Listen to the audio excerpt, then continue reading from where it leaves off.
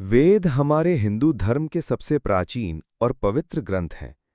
इन्हें श्रुति कहा जाता है क्योंकि हमारे ऋषियों ने इन्हें ध्यान और तपस्या के माध्यम से दिव्य रूप से सुना और आगे सुनाया।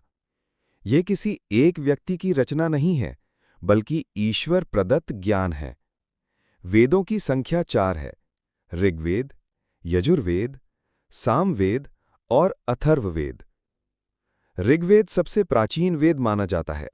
इसमें मुख्य रूप से देवताओं की स्तुति और प्रार्थना के मंत्र हैं।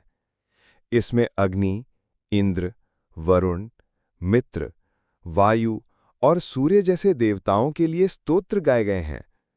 ये मंत्र मानव और देवताओं के बीच सेतु का कार्य करते हैं। इसमें जीवन की आराधना, प्रकृति की महिमा और सत्य की शक्ति का वर्णन मिलता है। यजुर्वेद को यज्ञों का वेद कहा जाता है। इसमें यज्ञों की विधियां, आहुति देने के मंत्र और कर्मकांड का विस्तृत विवरण है। ये वेद हमें सिखाता है कि मनुष्य अपने जीवन में कर्म करते हुए ईश्वर की आराधना कैसे कर सकता है। यज्ञ केवल अग्नि में आहुति डालना ही नहीं, बल्कि ये आत्मिक शुद्धि और समाज कल्याण का भी माध्यम है। सामवेद को संगीत और सुरों का आधार माना जाता है। इसके मंत्रों को गाकर गाया जाता था। यही कारण है कि सामवेद को भारतीय शास्त्रीय संगीत का मूल स्रोत कहा जाता है। इसमें स्वर, लय और ताल का अद्भुत मेल है। सामवेद हमें बताता है कि संगीत केवल मनोरंजन ही नहीं, बल्कि ईश्वर तक पहुंचने का साधन भी है। अथर्ववेद चौथा और विशेष वेद है। इसमें केवल पूजा और यज्ञ ही नहीं, बल्कि चिकित्सा, औषधि, रोग निवारण, वास्तु, समाज और राजनीति से जुड़े मंत्र भी मिलते हैं। इसे लोक जीवन का वेद कहा जाता है।